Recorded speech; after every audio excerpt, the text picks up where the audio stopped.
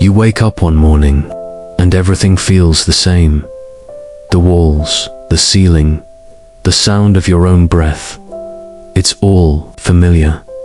But something inside you whispers a tiny, quiet rebellion against the ordinary. It's not loud. It never is. It just nudges. And for the first time in a long time, you listen. Not to the noise around you, not to the doubts that echo in your head, but to that voice, your voice, the one you buried beneath years of fear, comfort, and compromise. That voice, it remembers. It remembers the dream you abandoned when life got too heavy. It remembers the courage you once had before the world told you to be realistic. It remembers the fire. And maybe right now you don't feel strong. Maybe you've convinced yourself you're too late, too tired, too broken. But what if I told you that this exact version of you right now is enough? Not the polished one. Not the version with the perfect plan or the flawless past. Just you, raw, wounded, unsure, but still breathing. That breath. It means there's still time. Time to try again. Time to write your name on something eternal. Time to silence the world and move in the direction your soul keeps pointing toward. And no, the path won't be lit. It won't be easy. No one will hand you permission to chase what sets your heart on fire. You'll have to take it. You'll have to fight for it in the dark. And most days, the fight won't look like some grand heroic moment.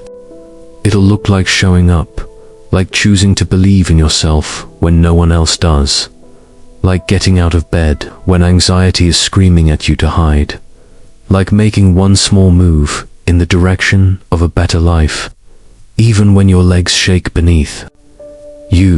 That's courage. It's not loud. It's not glamorous. It's quiet. It's steady. It's the whisper that says, I'm not giving up today. And when you fall and you'll think it's the end. But hear me, it's not. You are allowed to fall. You are allowed to break. But you are not allowed to stay there, because you were not born to live a half-life. You were not born to settle, and you were not born to fade quietly into the background of someone else's story. You are here for a reason, not by chance, not by accident. And even if no one sees your light yet, even if no one claps for your progress walk anyway, believe anyway.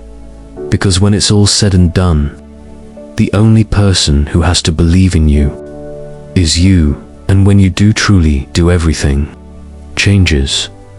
The world may not bend instantly, but you will rise.